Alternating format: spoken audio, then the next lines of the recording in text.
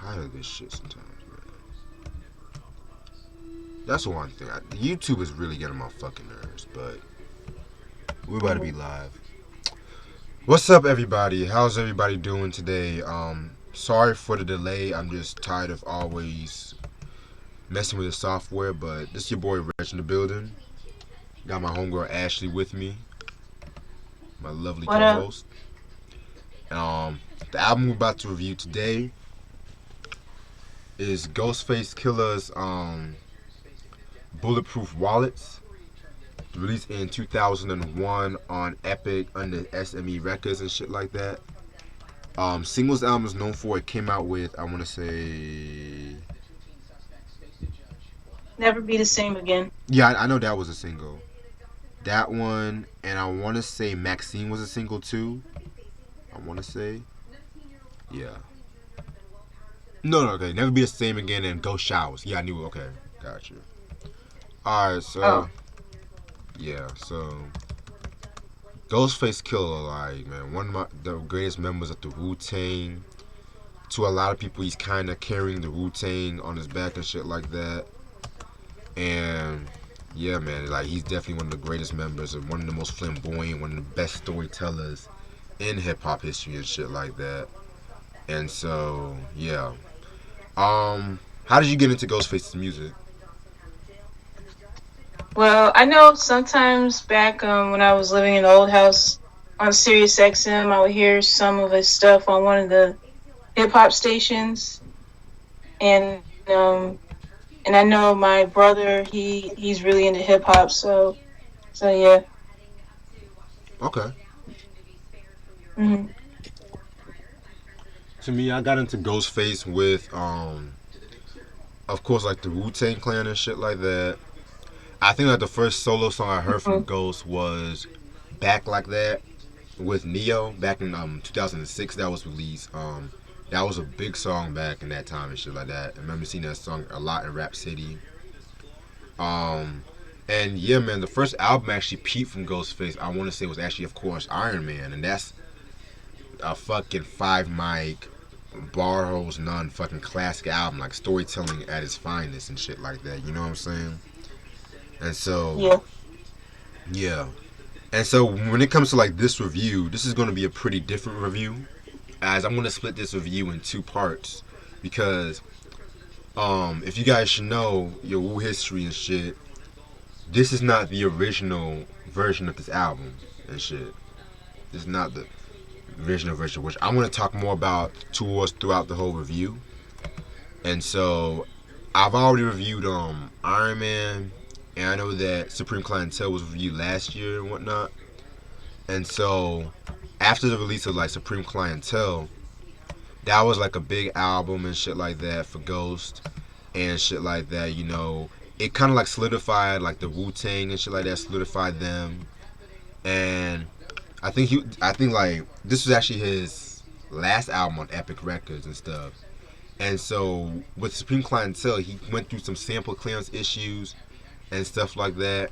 And so that kind of brought forth with this album too, because when this album was the original plan for this album, it was very different. And so when it comes to the second part of this review, I'm going to review this part today, and the next part probably either tomorrow or Sunday. It was just the OG copy, and the OG copy has like a lot more samples and shit like that, a lot more dope samples, dope songs and shit like that. But the problem with that one was like, what the problem with that was the fact that some of the songs actually got leaked a bit too early and stuff, and so the sequence of those songs, the liner notes got all fucked up, all mixed mashed and shit like that. And Ghost kind of went at Epic Records. I think he blamed Epic Records, and he kind of blamed RZA too and shit like that. Cause you know, RZA had the Razor Sharp Records and shit. So, and with that being said, he had to reduce some songs off this album and shit like that. And yeah, man, that's how Bulletproof Wallets came out. He had to reduce some songs off this album. And you know what I'm saying?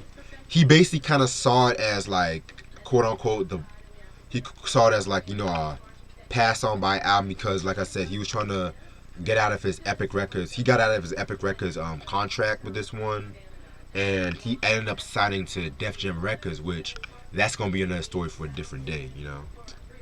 And so yeah, so this is a Bulletproof Wallets right here.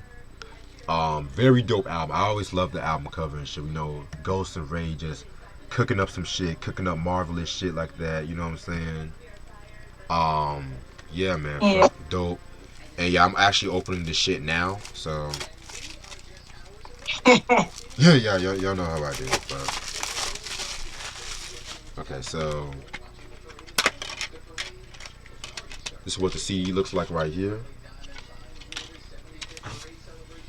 This is of course, them the points. I think some like crown, looks like some Crown or some Hennessy or some shit. They got like this shit right here, if y'all can see it. Ghostface initials. And then yeah, just got pictures of Ghost and Ray, you know what I'm saying? Alright, so now the guest appearances of this album include, of course, Raekwon. You can't have a Ghostface album without Ray and vice versa too. Mm. Method Man, Superb, Carl Thomas, Bad Boy Singer. Um, Yeah. his album back in his first album is a fucking classic, if you ask me. Trife, Twins, Madam Majestic, Killer Sin, Keep Your Head Up, Killer Sin, Takitha, Rough Ends, Prodigal Son, yeah. And producers include RZA, Mathematics, Alchemist, Ghostface, Raekwon, which surprised, I never knew like Raekwon actually produced and shit, and Carlos. Nah, I'm being serious. I'm being dead ass serious and shit. I'm not saying to be joking, but Oh, okay. Carlos 6 July Broad. All right, so and also one more thing before I really get into this album. With this album, he went for like a more R&B based sound with this album and whatnot. And so with that being said, like a lot of people were kind of like shitting on this album when it was first. Well, not a lot of people. There was some people that liked. A lot of people liked it, but a lot of people were kind of shitting on it too because of the R&B flavor shit. But my thing is like, if you really listen to like the Wu-Tang, they always had like a R&B-ish kind of vibe and shit. Like especially when they be saving them old soul records and whatnot, creating a whole different vibe. Like I always felt like Wu-Tang definitely added that shit. Like the shit that Kanye does with the Chipmunk Soul, or what he used to do with the Chipmunk Soul. Just Blaze with the fucking with his signature Rockefeller sound. You can all trace it back to what Wu-Tang did and shit like that. You know what I'm saying? So, just wanted to throw that out there. Um, let's see how many tracks. 16 tracks. Let's hit it. Track number 1 we got is the intro, which I didn't really write up too much about the intro. I just felt like it pretty much set the tone for the album and whatnot. You know what I'm saying? So didn't really care too much Mm. about it.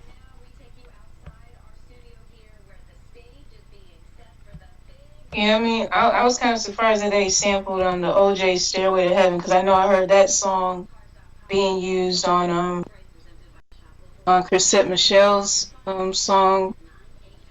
I forgot the title of it right now, but I know I remember hearing it a lot. That was how I knew. Yeah. And of course, my parents heard that song too. Yeah, that Cassette Michelle song was like a big song. I think I'm talking about forever. I think that was the song and shit. Couple of Forevers. Oh, that's what it was. Yeah. Yeah. Sorry, I'm texting my mom right quick. Oh, you're good. Yeah. That was when he was trying to call me and stuff. So I was like, okay. And so which leads us to track number 2, Maxine, which features Raekwon. My opinion, this is like my favorite song off this album and shit. Just a vintage Ghost, Ray, RZA on the beat. You know, just them going back and forth on that drug talk and shit like that. Yeah, man, they definitely all did their thing. I always felt like Raekwon had the best verse in my opinion and shit. Like when he, especially when he says, "Y'all had Mackie shit and Pappy shit. Word to Aunt May, I want mine." Pulled out the nine, get in the tub. He seen the hot iron pulling the plug out. He seen Pam brought it back to Penny on good times. Back in the dollar bill, he sniffed like 6 lines. Like Pam suck, Pam sucking his dick. Maxine outgreened him. Like a fucking double entendre. These two were giving and shit. I just always fuck with this track. You know what I'm saying? That tripped me out when I was hearing this song too. I was like, because the references from like, wait, Penny, Good Times, and Maxine. I'm like, whoa, where are they going with this? For real, I thought it was like a love song or like a sad Yeah, song I at thought first. it was a song about a girl they dealt with or something. To be real. For real, fucking Maxine. But yeah, Mm. that's a very dope track from Bulletproof Wallace and stuff. My favorite track.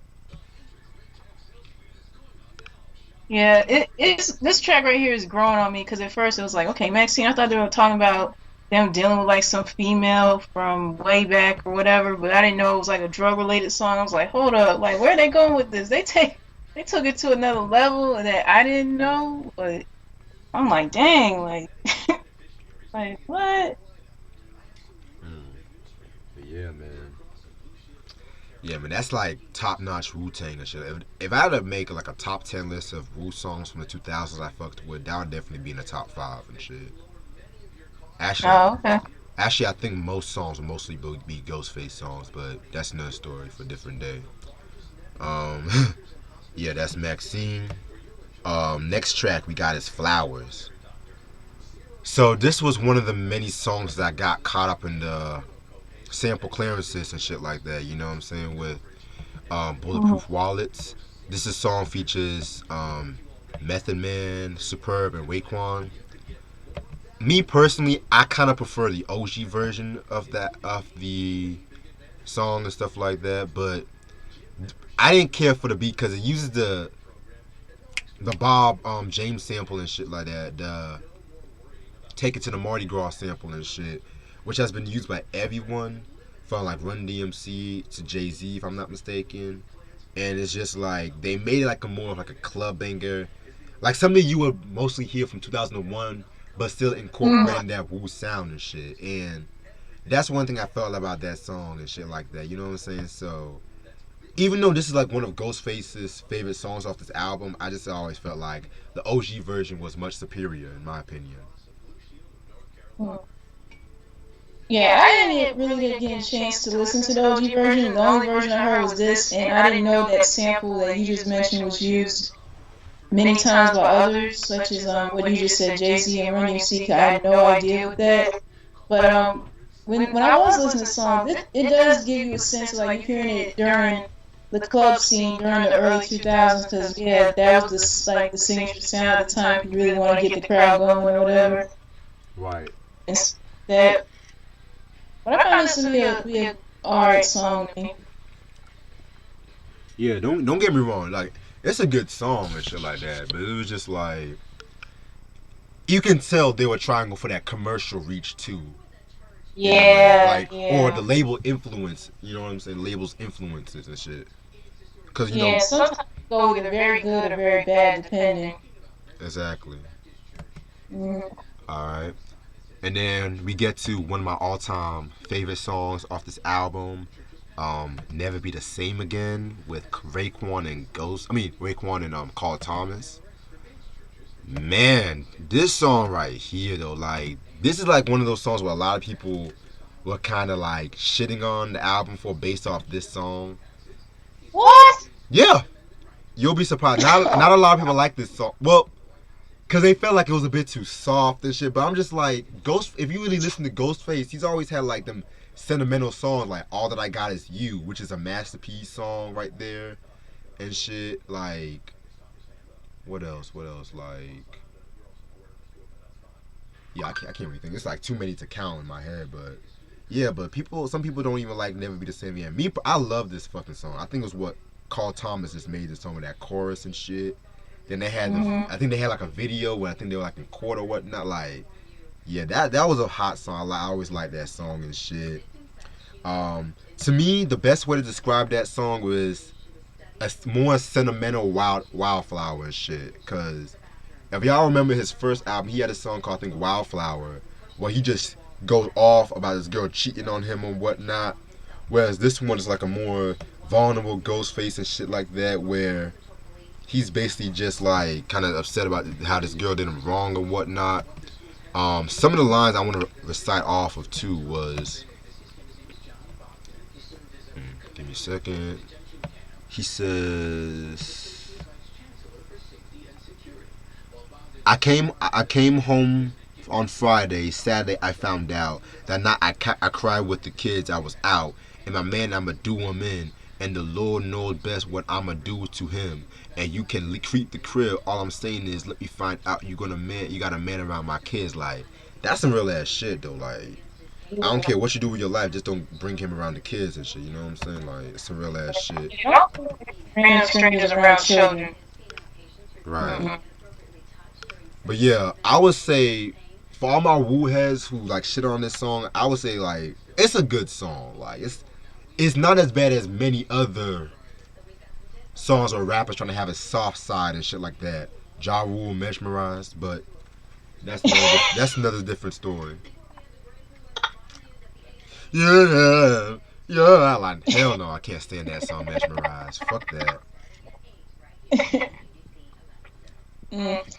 Yeah, Never Be the Same Again is my favorite off this album too. Like, oh my god, like with Carl Thomas with the chorus, it just made the song so much better than it already was. And I like the fact that you do get to see like the vulnerable side of Ghostface on here. But it's like every time like you hear a rapper like having a song, like people automatically think they gotta be tough like 100% of the time. Like they can't just have show all their other sides to them.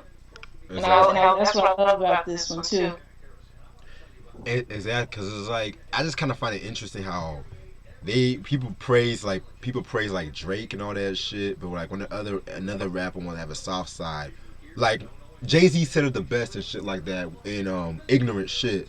He said when I did Big Pimpin', y'all made me like one of the best writers in the 21st century, but when I do shit like Song Cry and shit, oh y'all feel like oh he's falling off and whatnot. So I always think of that line whenever it's interesting and shit. But when people will always say, "Oh, Drake is doing what he does and shit like that," I always say all that shit. I'm not trying to come at Drake. It's just something I just think to my head and shit. You know what I'm saying?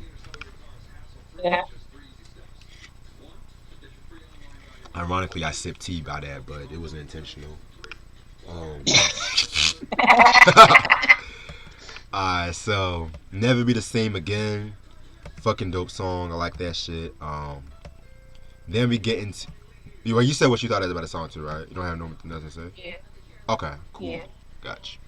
Then we got to track number 5, which is a skit slash song called Teddy.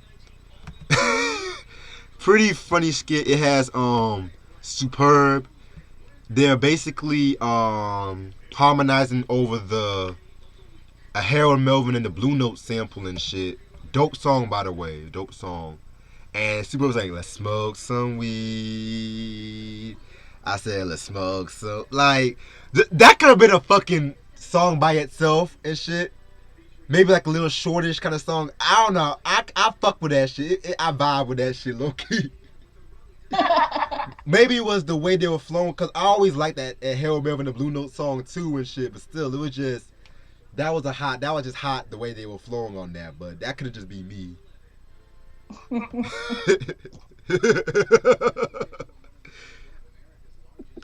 Yeah, I did not know that they sampled from Harold Melvin and Blue Notes to be real. But wait, wasn't this the one where they kind of like sang it in the way that Louis Armstrong did with What a Wonderful World? No. It's not that one. I don't think so. Okay, Cause okay. I think I'm getting a little ahead of myself on there. I know what you're talking about, but I forgot the name of that song at the top of my head too. So Okay. yeah. Okay.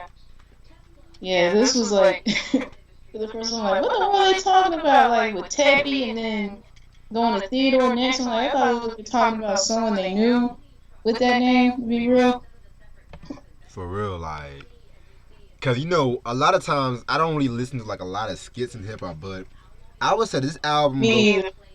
facts. This album, Loki has some good skits though. I ain't gonna front. I'm not gonna front though, you know. But that just could be me. I just felt like that song could have been a full song by itself. And by the way, everybody, I'm reading y'all in the comments and shit like that too. Like, yeah, Sam, Ghostface musical influence or like Teddy Pendergrass, Donny Hathaway. Yeah, he likes a lot of soul music and shit. Definitely agree. What's good with you, Try? What's good with you and shit? Hey, try. She's talking about sipping tea while listening to Drake. Nigga, please. Like when it comes to Drake, like only stuff I really listen to him on a regular. Take Care. If you're reading this, it's too late. The shit he did with Future, and that one shit that one shit he come out with 2015. Oh no, what a time to be alive. Yeah, that's the shit. That's the shit. Other than Yeah, the that, only Drake I Thank Me Later. yeah, that has some dope cuts too, but some of the beats were kind of whack on that one. Yeah, but don't ask me to do no reviews on Drake unless it's Take Care and shit. That's all I'm saying. Yeah, I just feel like Take Care that was like his only that was I'm gonna say I don't want to bring up Drake on the Wu Tang review. Fuck that, nah. But then we go Teddy Grow. He went from Teddy to Theodore. Mm-hmm. Features Trife and Twiz and shit. Um, hmm. This was an okay. This was like an okay song and shit. It's pretty solid. I did like the blood, sweat, and tears sample that they used and shit. Um, Ghostface, of course, he had the best verse in my opinion. Fucking visualize the conceptual shit with Ghostface, especially when he says, "With the crystallized rock, got the big jewelry dealers on a mission with the slick test of la say I done smacked the New York City." Like his fucking wordplay, I don't understand how he's just so dope, man. It's just goddamn. Like everyone else did their He has thing that gift. for real. And like yeah, like y'all should know he had his group, the Theodore Unit. Theodore Unit at the time, he started his own group like we know with Trife and Superb and all them cats and shit. So yeah, just throwing that out there. Theodore, pretty solid song. Yeah, this wasn't. I don't consider this as like a favorite of mine. It's all right. I give it that. But I don't know. I guess I was kind of expecting something a little more to it than that. Right. Yeah. True. True. Yeah, man. You can tell that it was kind of like a song he originally wanted to save for like the Theodore Unit project, but with all the sample Yeah. clearance issues, that he just threw it on there. You know. Yeah. Yeah, I think that's what it is. That's kind of throwing me off. Like if you would have had it for that particular album you just mentioned, maybe that Right. would work more. Mhm. Yeah. Word up. Then we get to track number 7, Ghost Showers, featuring Madam Majestic. So, you ever heard that one song called Sheshe La Ghost from the Supreme Clientele album? No, I don't think I have. Okay, so that was a song. It was kind of like a club banger track from Supreme Mm-hmm. Clientele, but only thing I like about that song was that the dry ass chorus, like Tommy Matola, they live in a like it was a dry ass chorus, and I don't know if it was the same ass chick, but it was. You think it was? I think so. I don't know, but they sound the same and shit. But Hmm. I don't really like the song like that. It first of all, Ghost Showers. Like, what kind of title? Like, I love Ghostface, but nigga, what the fuck is? I thought it was Gold Showers at first. I thought it said Gold Showers, but my eyes were tripping for a minute. But Oh God. oh man, But at the same time, you can tell he was trying to do what he did for Sheshe La Ghost with this one, but it didn't work out too well with this one. And so the chorus, I just didn't like the fucking chorus either. It's like if you have a bad chorus, and I don't know how the song would be. Like certain songs, the chorus can be the savior of that shit. Like when it goes through Yeah. this rhyme at If it you, save the song, then yeah. right? Like and it's like he made up his mind that every little thing. Like her dry ass sing, fucking dry ass singing this shit. It's like she didn't feel like recording the shit, but RZA just forced her, and she just want to get it over with. Did that shit? Like I'm like, really? Like it kind of reminds me because I was recently watching the Temptations movie, and Oh, that one part in the Temptations movie when before they had their record deal and shit like that, they were recording in like the basement, and that one nigga was like, yeah. ah, and you can tell how many times. You said what? What the part when they were singing "Oh Mother of Mine"? Oh no! It was when they had that first Oh, manager. I know what you're talking about now. Come on. Yeah. And so that nigga had to do that one chorus all that time, like ah. Yes. Yo, imagine if he had how many takes he had to do that fucking shit. He's like, oh no, we gotta do another take, man. He was like, oh my fucking god. I couldn't imagine him like he would have been just like so over it. Like, out of all the times you had to start a song like that, you had to start off with Pretty much yelling into the mic. Oh shit. Oh my god. It's how he was forcing himself having to do that, and basically kind of felt like Madam Majestic was like forcing herself to sing with this song. Exactly. Oh my god. I'm gonna do it one more time. And then when they were making a noise, when they were making a fucking noise upstairs and shit like that, how he was looking around up. Yeah, like the toilet or something, or the bathtub or whatever it was. Yeah. Man. You know I make me wanna love you. And then all of a sudden they stopped because all that weird noise and Boom, boom. We're trying to make a record down here. Yo, that was like one of my favorite characters on that shit. She had me rolling. I know, right? Oh, get y'all butts in here. Yeah, but low key, I really didn't think she had the patience for them because they had questions about the business and all that stuff. I mean, they're just trying to learn it because I mean it's all new for them. Right. Yeah. Dang. Shit. Damn, my throat hurts. Fuck. Yeah, now I know how that nigga felt like. Yeah, like when you screaming, especially like certain artists who have to scream on certain songs just to get through it or push through the song to make it better or whatever. Right. Yeah. Imagine how they throat gonna feel the next day. Damn, I'm glad I'm drinking some tea right now. Shit, I might make me another cup. Fuck. But next track, Strawberry. Yes. This one features GZA, RZA, and Killa Sin.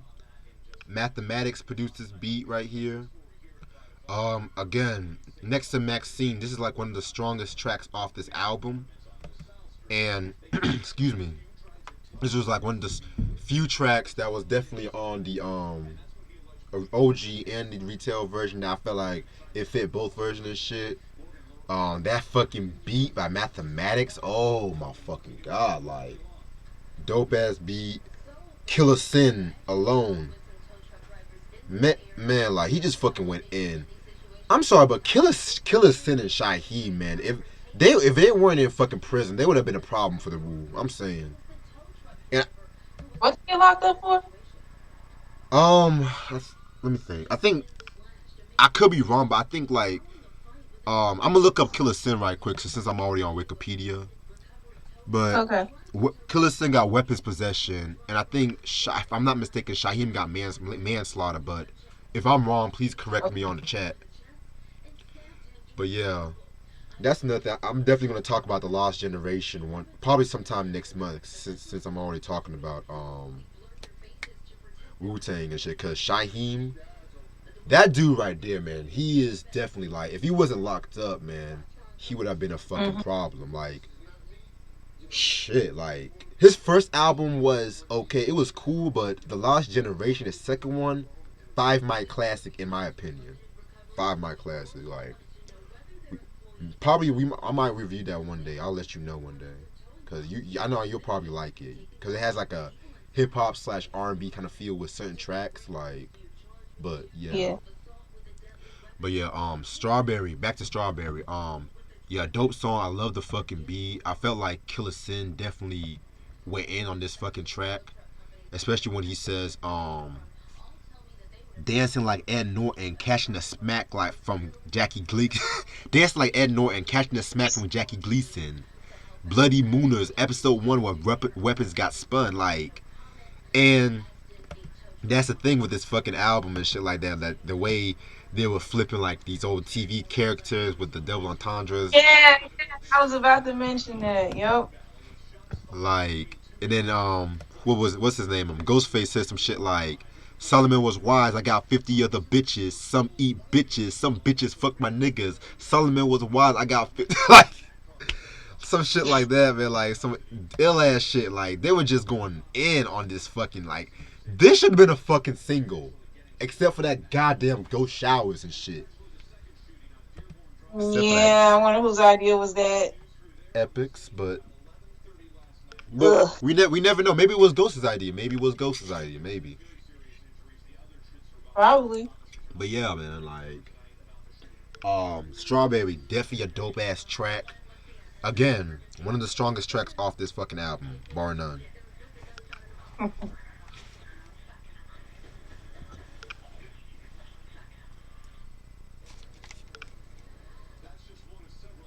Yeah, it kind of had to take me a moment for the strawberry to like let it grow on me, but yeah, like everybody did their thing on this track. Oh my god, like especially with the part that you just read. I'm like, dang, really? That street shit. Yeah, going in. Yeah, man. That's fucking Oh, try instead of turning your lights on. Oh yeah, it's getting dark outside now. I notice. Oh yeah, daylight savings time and shit. Yeah, that's the one thing. It gets dark early now. I can't stand that. I love it, Loki. I don't know why, but I fucking love it and shit. Oh, I I don't love. know. Some people just so not getting dark until like around 8 o'clock or something like that. But when it gets dark, like around 5, it kind of throws people off. Like, dang, did it just get dark already? Shit, for real, like, especially like when it's like that right temperature in fall, and then they have that fucking sunset. Watching that goddamn Yeah. sunset in the right moment. Yeah, that's the one thing I love about the when it gets dark quickly and shit, like just that fucking sunset alone. Then the skies get all blue and shit like that. Mm, Mm. yeah. Yeah, I know people think that's weird and shit, but I don't give a fuck.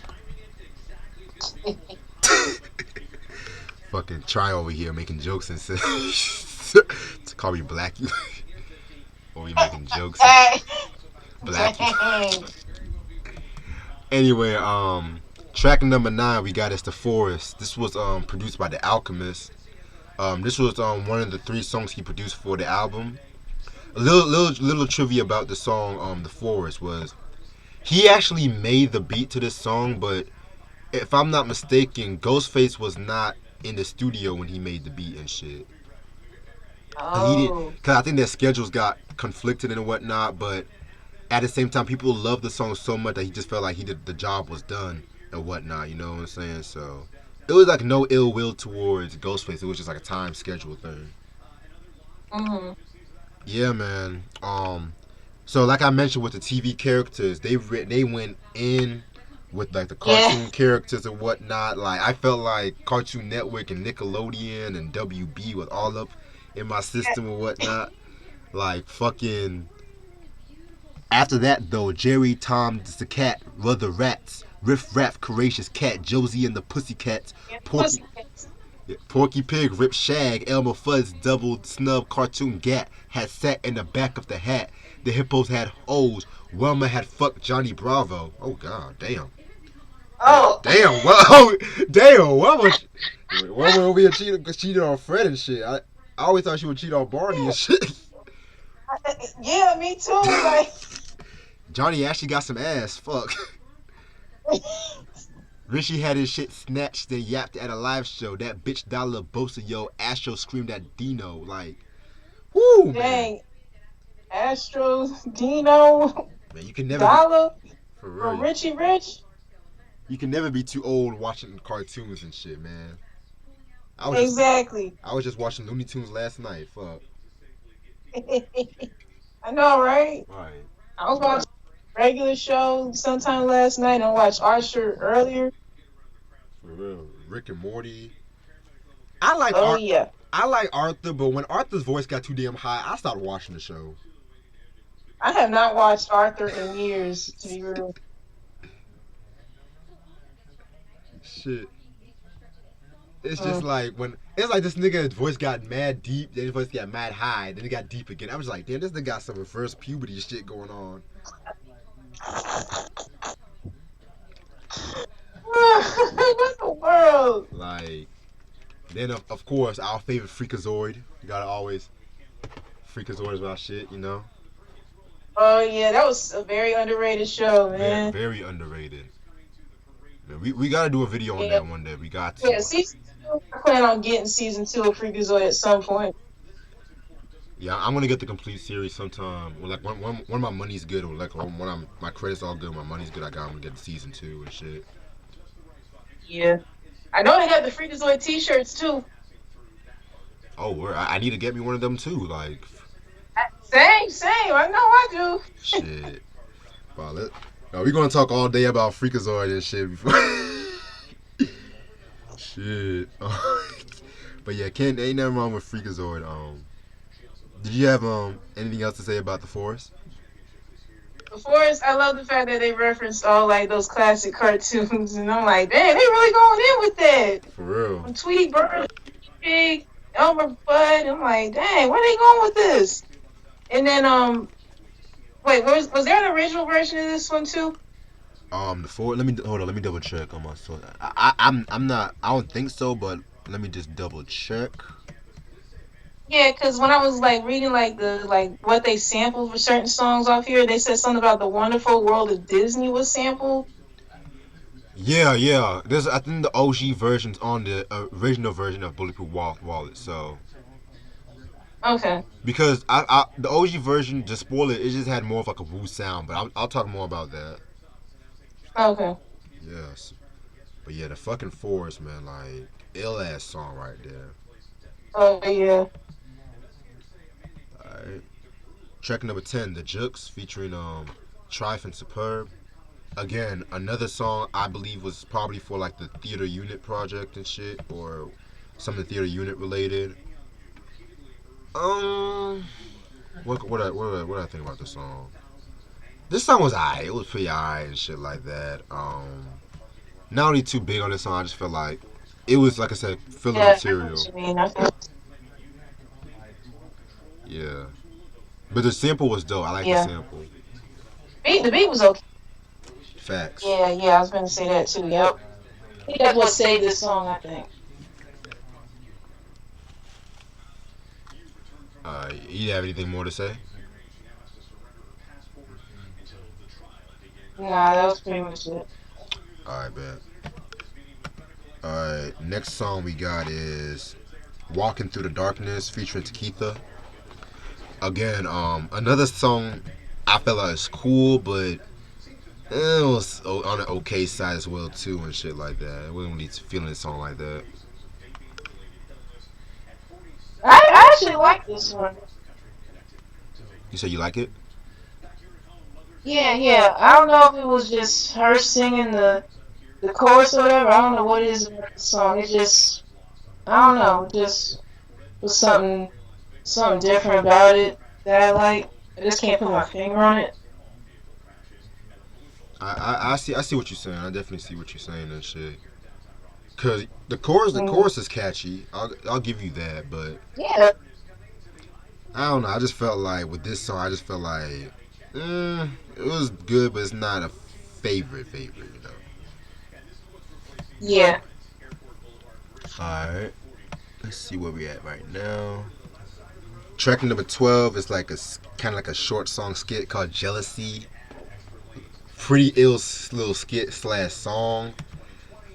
Self-explanatory. Ghostface talking about how motherfuckers be jealous of you, about jealous of your Mhm. shoes and jealous of the way you carry yourself and whatnot. Yeah, I definitely feel like Pretty that. much what you got and what they don't got, basically. Exactly. Yeah, man. Definitely feel like another skit. I wish it was pretty longer because that could have been like a catchy song too, right there, if you think about it. But Mm-hmm. yeah, jealousy, pretty dope song. I like the line when he says, "Who get the most pussy?" Or I heard he got the most money. Jealousy, and then jealousy is repeated throughout. Felt like that was dope. Mm-hmm. Yeah, there was a sample for this one too, right? Yeah. Let me check what it is. It's and people's jealousy. Okay, okay. Yeah, it was cool, even though like it was like relatively short. But yeah, I could see it possibly being like a full length song if Ghostface would have did it like that. Exactly and shit. Like it could have been a nice And it's little. pretty relatable. Yeah. Oh, go ahead. I didn't mean to cut you off. Oh, I was gonna say, it's pretty relatable to anybody who's ever experienced jealousy of like someone being jealous of them or vice versa, and we all know how that can be. Right. Motherfuckers be jealous of every and each and every move and whatnot. So gotta watch the people you call your friends. All right. Yep. Track number 13, The Hilton, featuring Raekwon and shit. Yeah, man, pretty dope song with the ill ass Michael Jackson sample to go with it. Just Ghost and Ray doing what they do best, wordplay to its finest and shit. Um, mm, yeah, this was produced by Carlos 6 July Brody and shit like that. So yeah, pretty ill song right there. Ghost and Ray definitely did their thing. Yeah. This was a really dope song too. Cause when hearing that Jackson 5 sample, I'm like, oh shoot. Cause I like when I was hearing, it, I'm like, why does it sound so familiar? I'm like, oh shoot. Right. Like it was well suited for the song, and Ghostface did his thing on here, and pretty dope song. Yeah, very dope song. Very dope song. Um, excuse me. Track number 14 we got is the interlude called Ice. Um, I didn't really care too much for this interlude and shit like that. It was a dope Donny Hathaway sample though, but it was an alright interlude. I didn't care for it too much. Yeah, it was okay. It was decent. Nothing spectacular about it. Right. Next track,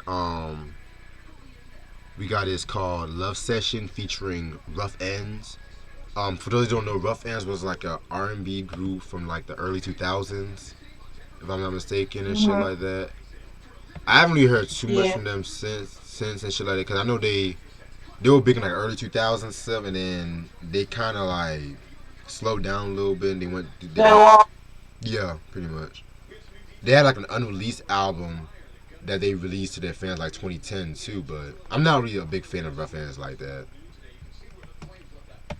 But and as for this Yeah. song, oh, oh go ahead. Oh, you finished? No, you finished. What do you say? Okay. This song was on the barbershop. It was on the barbershop soundtrack, if I'm not mistaken. And it's an okay song, but it was just I didn't care too much for the beat though. I just didn't care too much for the beat. I felt it was a bit too soft and shit. But not like I mean, it don't feel like a ghost face. It don't fit the album. That's the best way to put it. It don't fit the album. Right. Yeah, this was a song that I considered was decent to me as well. I know that sample was used for one song that Joe did with Case called Faded Pictures. I remember hearing that beat for that. Yes. And yeah, Rough Ends. Yeah, they're one of those R&B groups. Like one minute you like heard about them for a little bit, and then next is like they disappeared without a trace. And I know they put like some other songs during the early 2000s that I recall, because one song they did was on Down to Earth soundtrack that I remember hearing. And I did not know they had brought in an album in 2010 because I rarely heard them getting talked about Right. even still.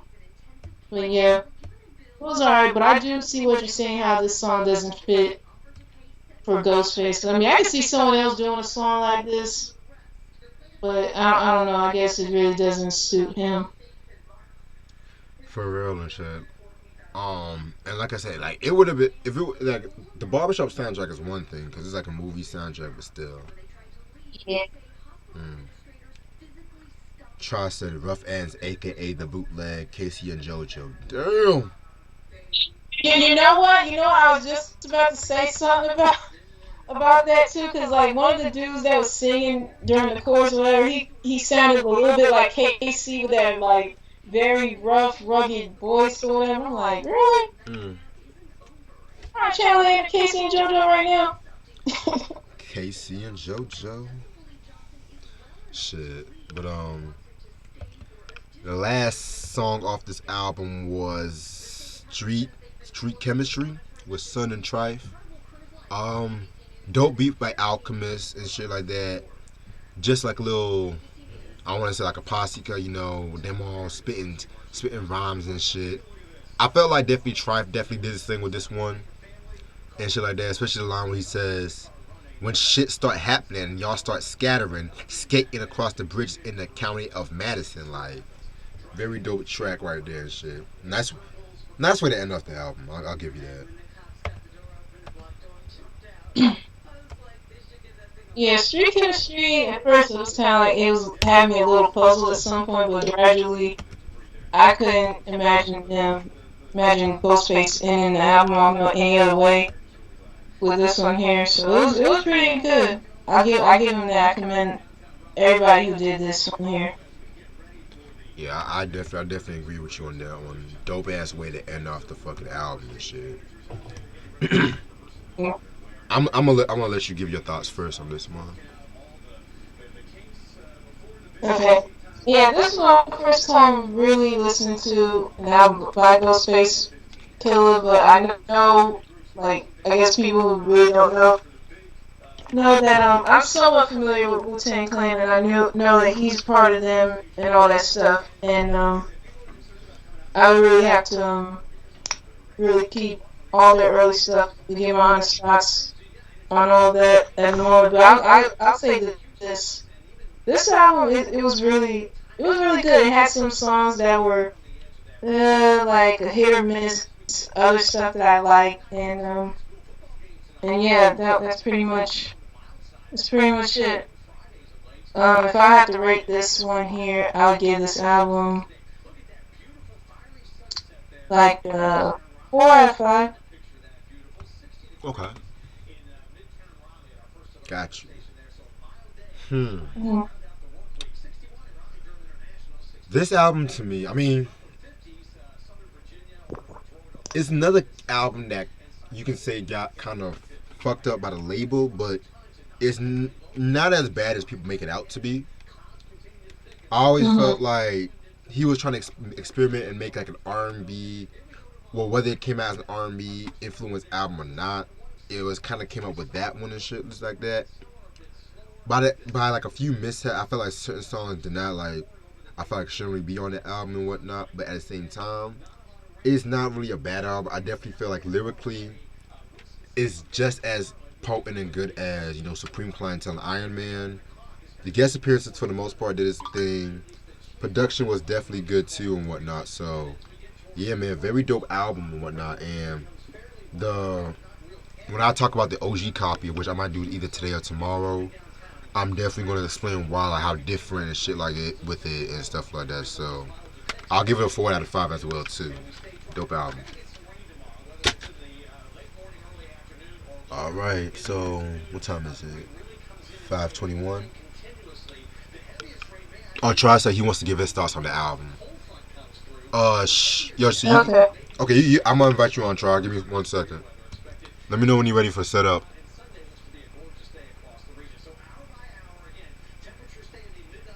But yeah, and while Try is doing that, I have a few announcements I'm gonna make. First of all, we got a very big review coming in early December. This is kind of one.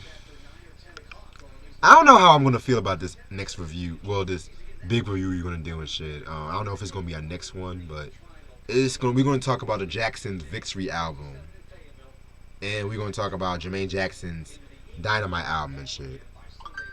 All right, I'm about to invite Try right now. All right, and just to let you know, Try, I gotta be off by like 5:35. Cause I gotta go to an interview and shit. So I'm adding you right now. And so with that being said, we're going to talk about the Victory and Dynamite because we got a lot of shit to say about this one. A lot of shit. And I know what y'all saying. Like I thought you said I was never going to review a Jermaine Jackson album, but this is the only time I want to talk about a Jermaine Jackson album on this channel. So you can't miss this. Y'all can't miss this and stuff like that. Hmm. But with that being said, hey, can you still see me? Yo, What's up? chillin'. Oh, I bet. Okay, I see you now. I see Yeah. you. I love this album, man. I think this album is so underrated and slept on, and Hold on, hold like on. I love it, but I never like Never Be the Same like as a first single. What?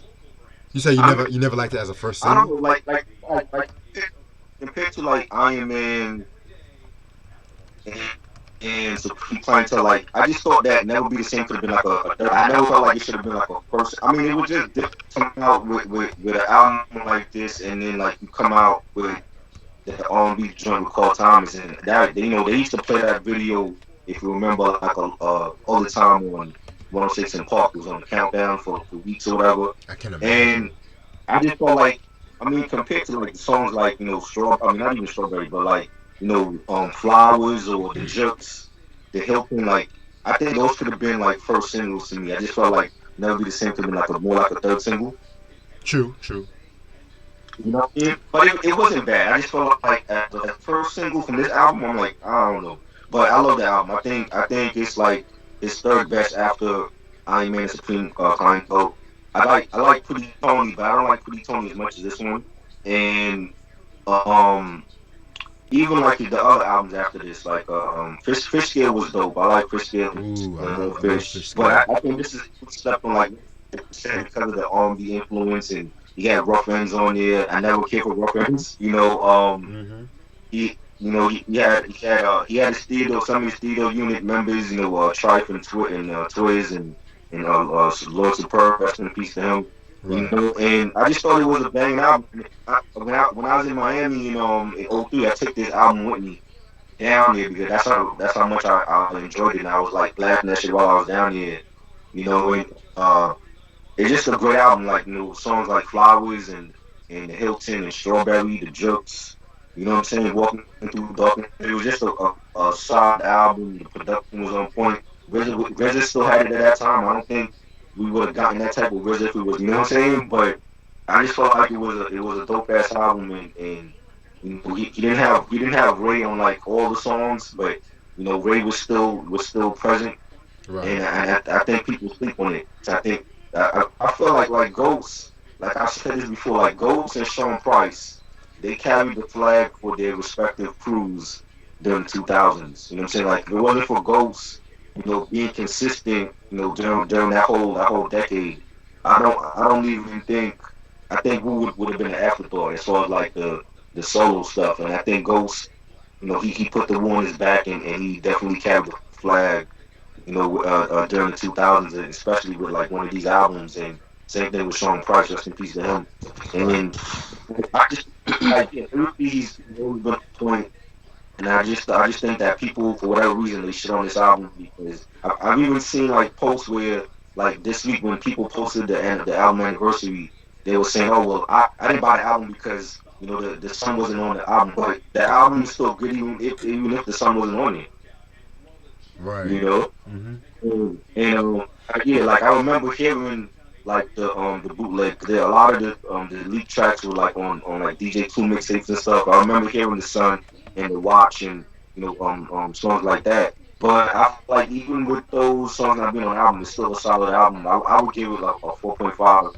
Insane, and I just think it's a good album. Okay. Yeah, man. Yeah. Like, cause like the first time I even heard Bulletproof Wallets 2, I was just like, this is the album that Right. everybody was shitting on and shit like that. Because I was like, this is actually not a bad album. It's not a bad album and stuff. Right. Because compared to what other Wu members have dropped at that time, around that time, Right. like ODB's Nigga Please, man, like, or Capadonna's The Yin and the Yang. Don't even get me Oh, start. Don't even get me started on that one. I'm supposed to be getting that shit for free also, but I never heard that album. So I heard it one time and I just like I can't even remember it to this day. But what I remember it was just some commercial bullshit. I mean, yeah, like Ghost has a solid discography. Like all the just about all the albums he dropped in the 2000s was solid. Like I think I don't even want to say. I think like maybe his stuff now is not as is not the same as when he was dropping like Fish Scale and this album. But I felt like he carried the torch for Wu, and he was coming out with the most consistent solid stuff that time. I definitely agree with you on that one, man. Because Ghost's discography alone deserves mention when it comes to hip hop best and stuff. You know, like everything from Iron Man to Supreme Clientele, then this album. But if he asked me if he would have dropped the bootleg version of this album, it would have been his third straight classic. Right, But I yeah, agree. yeah, man. You know. But Um, I mean, I don't know. Like he was, he's like Ghost Dean. I think that was another stuff. He had some stuff on albums in his discography. I think Ghost Dean that was a dope album too because of the R&B concept and like like he was showing you like even on this album like with Never Be the Same Again and Love Session like he was showing you like like he like R&B was his thing. He wasn't afraid to admit that he was into soul music. He sampled a lot of soul music for his tracks, mm-hmm. and even like the unreleased stuff that never came out. He sampled a lot of soul music, and I think Ghost Dini is slept on too because people. I guess I don't know. People wasn't feeling the whole R&B thing or whatever, but me being a natural lover of R&B, I thought it was a dope album. Yeah, man. I love Ghost Dean, most definitely. All I'm gonna say about Ghost Dean right now is Stemplets and Sex. That's all I'm gonna say. I, That is one of the best storytelling sex songs. Period. Like that's like the talk like sex of this generation, in my opinion. Definitely. Yeah, man. And the album, is I think it's is it out of print or in print? I'm not too sure because they re-released it on vinyl, but I don't know if it's out of print on CD. Which one? Bulletproof Wallets. Ghost. Oh, I don't. I know a lot of his stuff is out of print. That might be out of print. Mm. Not really sure. I know like a lot of this stuff like after like Ghost Genie's out of print and More Fish is out of print, but I'm not really too sure on this one. Um, yeah, bet. All right, and that's Bulletproof Wallets right there. But like they re-released this on vinyl in Europe and stuff like that too. So, and it's not expensive either. So that's a plus. Cause I got this in Fye. Right. I don't even remember where I bought mine. Like it's been so long, so I totally forgot where I bought it. All right, and as I was saying, I was announcing the announcement I made last night and shit like that. and the Jermaine Jackson review and shit like that. I'm gonna talk about class of 1984, the Jackson Mania. All I was even listening to the album today, believe it or not. Mm-hmm. I mean, Um, Jermaine. Oh boy. this is gonna be a good review. Oh, I can't wait for this one. If anybody out of the Jackson Five that wanted to be like their brother, it was Jermaine. Facts. You Yeah. know, from the wardrobe to the hair, everything. Even though he never Yeah.